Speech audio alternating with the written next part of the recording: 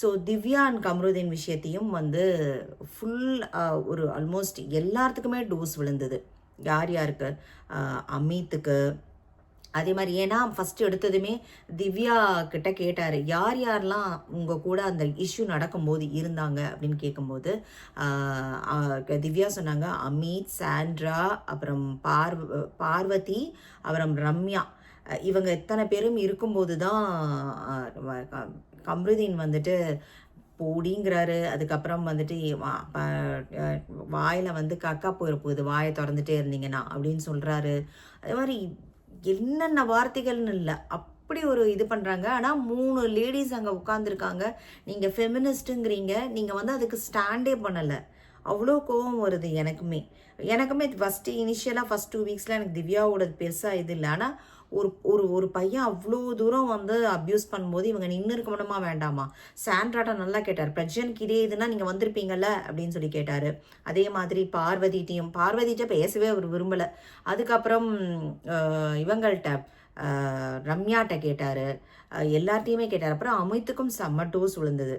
நீங்கள் வந்து ஒரு ஆஸ் அ கேப்டனாக நீங்கள் அங்கே ஸ்டாண்ட் பண்ணியிருக்கணுமா இல்லையா அப்படின்னு சொல்லிட்டு அவர் சொன்னார். ஆனால் வந்து மெதுவாக ஒரே ஒரு தடவை கம்ருதீன் பேசாதீங்க கம்ருதீன், அங்கே வந்து ஒரு ஸ்டாண்ட் பயங்கரமாக கம்ருதீன் ஸ்டாப் அப்படின்னு சொல்லிட்டு அங்கே வந்து ஒரு பெரிய ஸ்டாப் போட்டிருந்துருக்கணும்.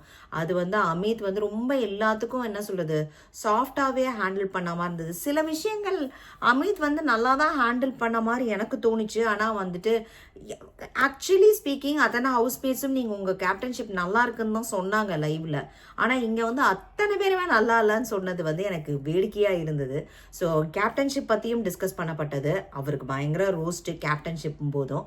அதுக்கப்புறம் எவிக்ஷன் போது ரம்யாவை தான் எவிக் பண்ணிட்டாங்க. ரம்யா வந்துட்டு ஃபஸ்ட்டு சபரி கூட பேச மாட்டேன்னு சொல்லிட்டு அதுக்கப்புறம் பேசினாங்க. அப்புறம் அவங்களுக்கு ஏவி ப்ளே பண்ணப்பட்டது, அவங்களுக்கு பிடிச்சமான காஃபியும் சர்வ் பண்ணப்பட்டது. அதுக்கப்புறம் அமித் வந்து கேமராவை பார்த்து சொல்லும்போது கஷ்டமாக இருந்தது. அவரோட பொண்ணுக்கிட்ட, நீ ஸ்கூலில் திட்டு வாங்குற மாதிரி தான்டா அப்பாவும் திட்டு வாங்குறேன், நான் ஐம் ஹாப்பி அப்படின்னு சொன்னார். அதுக்கப்புறம் கம்ருதீனுக்கும் ரம்யாவுக்கும் ஒரு கான்வர்சேஷன் போச்சு.